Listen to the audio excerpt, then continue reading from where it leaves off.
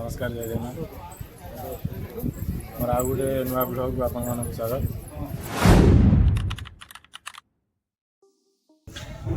नमस्कार थार राइडर 07 को स्वागत।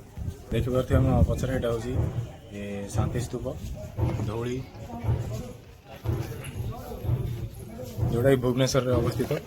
आउ मो पचर देखिए यहाँ हूँ दया नदी जोटा दिन 261 BC दिने रक्त रंजित हो जाता है दया नदी।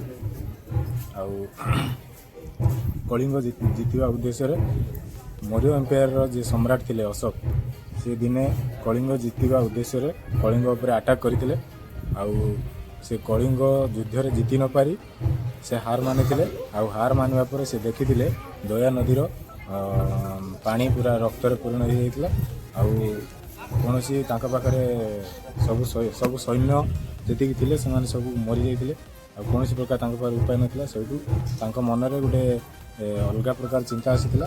से भाभी जे युद्ध कौन प्रकार शांति आसीपर ना तेणु से सही मुहूर्त से समय से युद्ध को त्याग कर शांतिर वार्ता देवाई दुनिया को से युद्ध से परित्याग करते आमर बौद्ध धर्म को ग्रहण करते जार परिणति आज धौली अवस्थित शांति स्तूप नाम परिचित।